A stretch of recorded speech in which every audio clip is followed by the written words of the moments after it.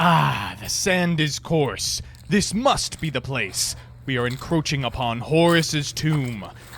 Now, the ancient traveler told me not to disturb it, but in the name of archaeology, I must persevere.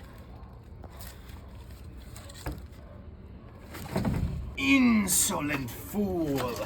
Thanks to your meddling, I have risen from the dead. Oh God! What are you going to do? What do you mean, do? I rose from the dead. Isn't this enough for you?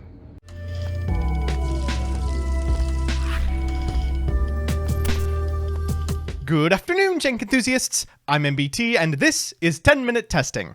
I got a lot of flack for not putting any Horus cards in the tier limit TMT, and I just don't get it. Joseph, why aren't you playing reactors? Joseph, where's Jerry Beans Man? Why do you all care so much if I'm playing bad cards in good decks? Anyway, speaking of bad cards, today we're going to work with THERION Horus. Put the pussy in a sarcophagus. So here's the list, and this one's an original. By Rebecca. I don't know how to build decks anymore. As always, I'll give you a background about the archetype, a little bit of a discussion about what I hope the deck can do, and of course, the card by card. But first, this video is sponsored by Yu-Gi-Oh! Pro Deck. Yu-Gi-Oh! Pro Deck is the #1 place to go if you need a pack simulator, a card database, or want to read a wealth of strategy articles. They also post breakdowns and lists from every major TCG and Master Duel tournament, including the Master Circuit series. Give them a look at www.ygoprodeck.com. With that, let's harangue Horus. Horus is a series of cards centered around putting the deck list in a sarcophagus. These high stat line main deck monsters can rise from the grave provided you control a copy of Pharaonic Sarcophagus, and wouldn't you know it, Pharaonic Sarcophagus can bin them from deck. I sure do love when a card combos with itself. With decent mills, you can therefore get up to 4 of these ancient Egyptian assholes, each of which imbues your other Horus cards with protection. And that's it. These incredibly hyped cards mostly amount to a mechanism by which you can get 3 Blue Eyes White Dragons onto your side of the field, a strategy that didn't work for Kaiba in 1999, and definitely won't work against modern strategies. Except, there's nothing saying you can't play them alongside modern strategies. While conventional knowledge supports playing them in tier limit as a way to access the zombie vampire, that deck's not really hurting for ways to mill. Instead, I think it's worth examining them alongside another strategy full of incidental synergies, THERION. This series of big behemoths has a similar stat line to many of the Horus monsters, making rank 8s with ease, from powerful OTK enablers like Numeron Dragon to powerful setup tools like Coach King Gigantrainer. And with deep draw that's always online like Trade-In, it's a cinch to find Pharaonic Sarcophagus, without which your deck folds to a gentle breeze. So with that, let's get into the card by card. First up, the Horus monsters. We've got Imseti, Glory of Horus. If you control King Sarcophagus, you can special summon this card from your graveyard once per turn, and you can send 2 cards from your hand to the graveyard, including this card, to add a King Sarcophagus from your deck to your hand, then draw a card, and if another card you control leaves the field by an opponent's card effect while this is in your monster zone, you can send a card on the field to the graveyard. 2 copies of Happy Vanguard of Horus. Again, if you control King Sarcophagus, this can be specialed from the graveyard once per turn, and if another card you control leaves the field by an opponent's card effect while this is in the monster zone, you can target 2 cards that are banished or in either graveyard, either put both in a hand or shuffle both into the deck. After that, we've got Kebasemnuef, Protector of Horus. Again, if you control King Sarcophagus, this can be specialed from the graveyard once per turn, and if another card you control leaves the field by an opponent's card effect while this card is in your monster zone, you can activate this effect. This turn, your opponent's monsters can't target Horus monsters for attacks or with card effects. After that, we of course have the final one, Duamutef. I hope I'm saying that correctly, Blessing of Horus, which if you control King Sarcophagus can be special from the graveyard once per turn, and it gains 1200 attack and defense for each Horus monster you control, and if another card you control leaves the field by an opponent's card effect while this card is in your monster zone, you can draw cards equal to the number of monsters with different names in your main monster zone. After that, we've got the Therions, 3 copies of Lilyboria, 2 copies of Regulus, 1 copy of Empress, 1 copy of Bulline, and 1 copy of Reaper Foom. We're playing 3 copies of Pharaonic Sarcophagus, which you absolutely must find.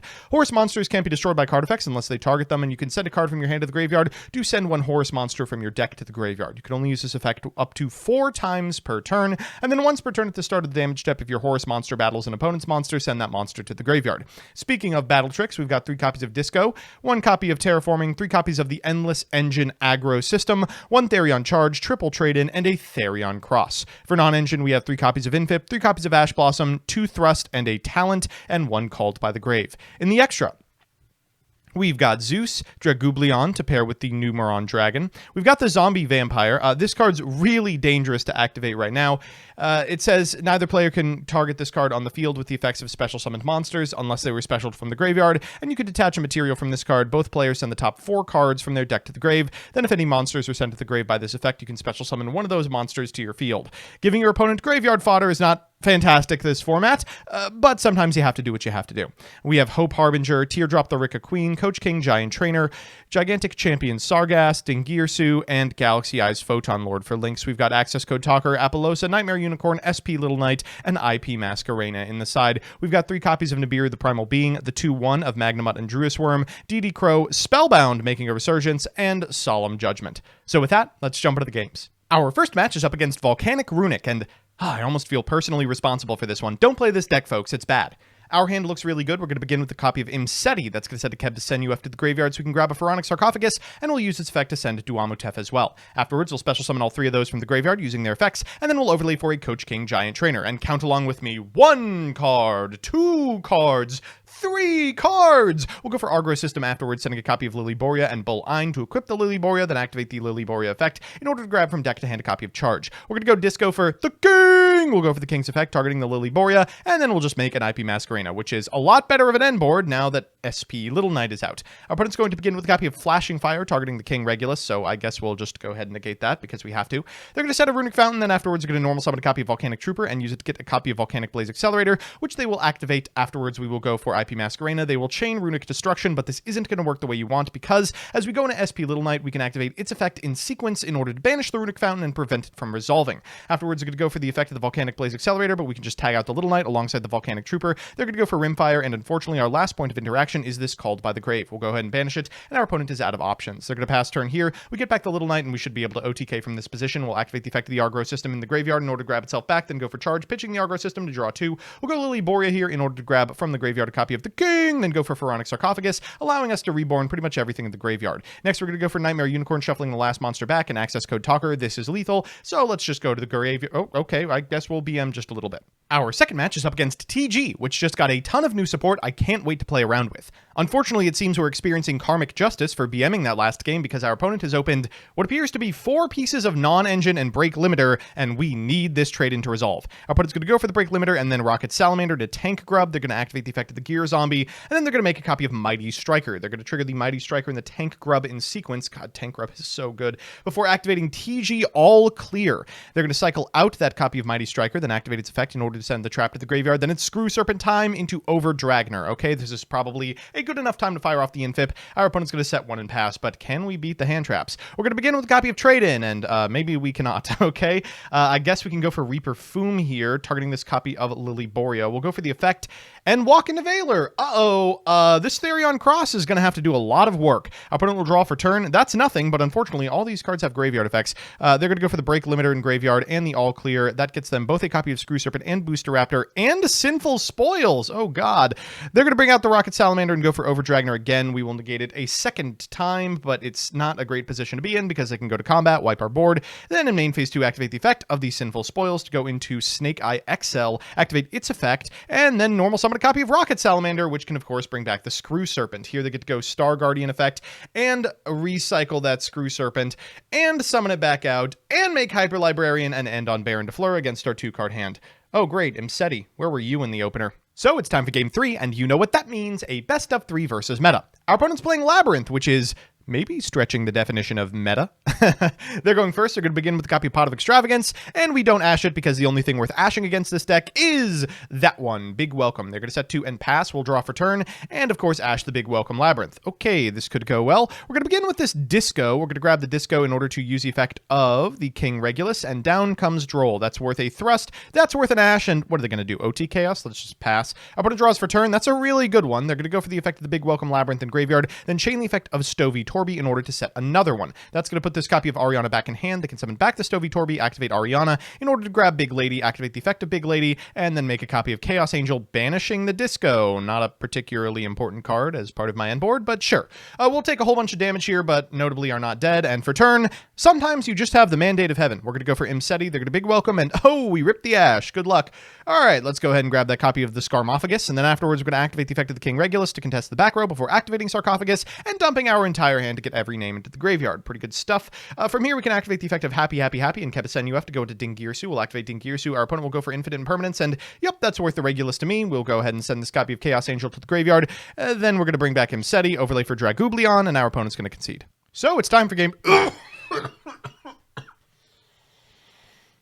This one might not go so well.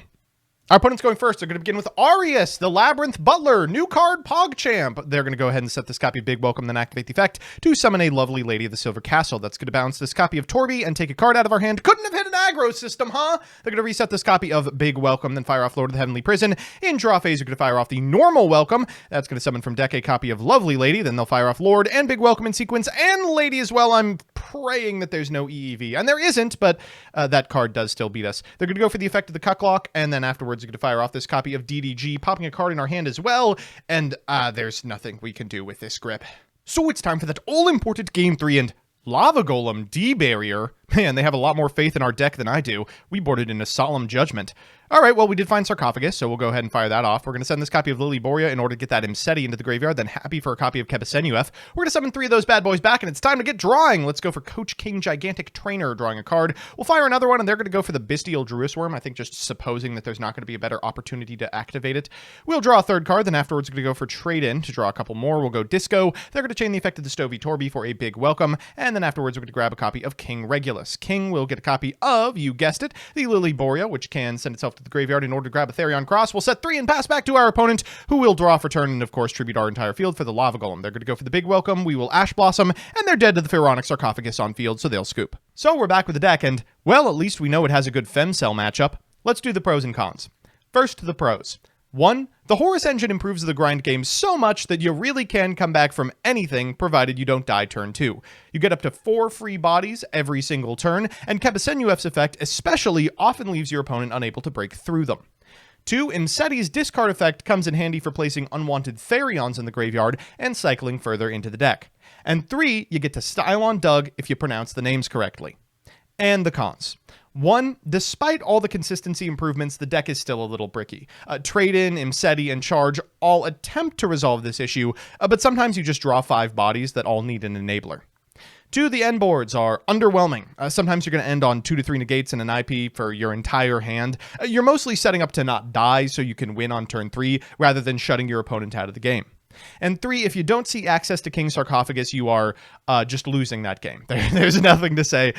Playing even more consistency tools over non-engine can make the deck more able to find that card, but weaker into opponents' established boards. Overall, the Horus engine has potential and shows its stuff in this list, but it's probably better to wait until Phantom Nightmare to see if it can carve its own spot in the meta.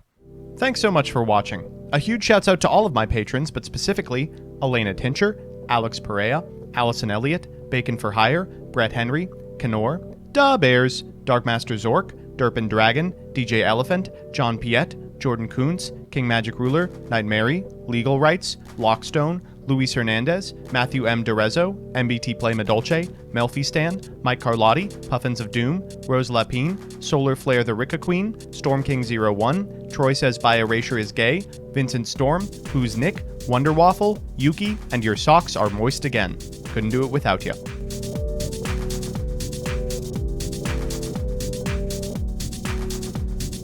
That better not be Poison Ivy.